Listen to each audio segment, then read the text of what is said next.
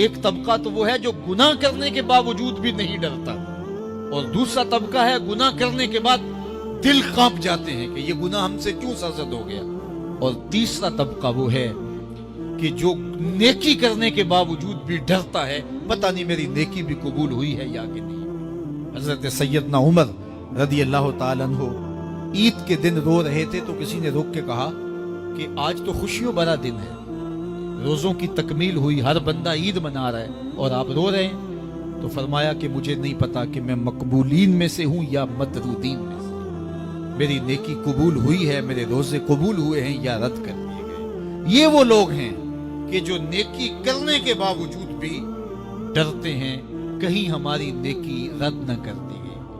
اللہ اکبر۔ حضرت حسن بصری رضی اللہ تعالی عنہ رو پڑے تو کسی نے کہا حضرت کیوں روئے ہو؟ کہا اللہ کی بے نیازی سے ڈر لگتا ہے، کہیں ایسا نہ ہو کہ وہ میرے عمل قبول ہی نہ کرے اور مجھے جہنم میں ڈال دے۔ محض اس کی بے نیازی سے ڈرتے ہوئے حضرت حسن بصری رو پڑے کہ اللہ تعالیٰ جل شانہ بے نیاز ہے، اس کو کوئی پرواہ نہیں ہے، تو کہیں ایسا نہ ہو کہ میرا سب کچھ جو ہے وہ رد کر دیا جائے۔ تو خوف سے، اللہ کی خشیت سے، اس کی بے نیازی سے ڈرتے ہوئے عمل صالح کرنے کے باوجود بھی ڈرتے ہیں کہیں ایسا نہ ہو کہ ہمارے عمل رد کر دیے جائے۔ اور کچھ لوگ خاتمے کی وجہ سے ڈرتے ہیں، کہیں ایسا نہ ہو کہ ساری زندگی ہمارا عمل اچھا رہا ہو اور ہمارا آخر برباد ہو جائے۔ ایسے لوگ بھی ہوتے ہیں کہ جن کے عمل بہت اچھے ہوتے ہیں ساری زندگی، لیکن ان کا آخر ٹھیک نہیں ہوتا۔ بلعام بن باورا کی مثال ہمارے سامنے موجود ہے۔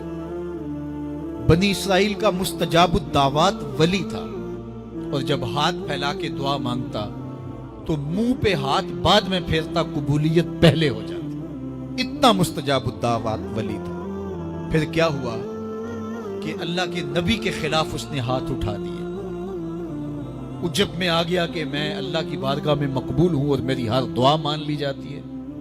تو پھر کسی کے کہنے پہ وقت کے نبی کے خلاف بد دعا کرنے کے لیے کھڑا ہو گیا، اور جو کہنا چاہ رہا تھا وہ اپنے حق میں نکل گیا، اور پھر زبان اس کی لٹک گئی، زمین چاٹتا تھا۔ اور قرآن نے کہا مثلہ کمثل الکلب، اس کی مثال کتے کی مثال ہے۔ اب ذرا غور کیجئے کہ بنی اسرائیل کا مستجاب الدعوات ولی ہے، لیکن انجام کتنا بد ہوا۔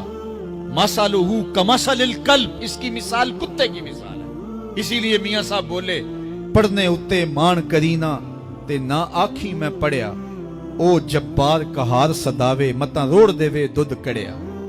کتنے لوگ کس کمال پہ پہنچے ہوتے ہیں لیکن انجام ٹھیک نہیں۔ کمال اس کا ہے جس کا انجام ٹھیک ہو گیا۔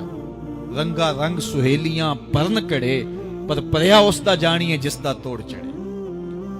حضرت ابو ملیکہ رضی اللہ تعالی عنہ فرماتے ہیں، بخاری کتاب الایمان میں یہ روایت ہے، فرماتے ہیں میں 30 اصحاب رسول سے ملا ہوں۔ حضرت ابو ملیکہ تابعی ہیں، 30 اصحاب رسول سے ملا ہوں، اور میں نے سب کو دیکھا ہے وہ اس بات سے ڈرتے تھے کہ ہمارا کہیں خاتمہ خراب نہ ہو جائے، ہمارا آخر کہیں برباد نہ ہو جائے۔ خاتمہ بالخیر کا انہیں بہت زیادہ مسئلہ تھا۔ میں اور آپ تھوڑا سا عمل کر لیں تو ہم بھول جاتے ہیں کہ نہ جانے ہمارے جیسا زمانے میں کوئی ہے ہی نہیں۔ فرماتے ہیں 30 اصحاب رسول سے ملاقات کی ہے،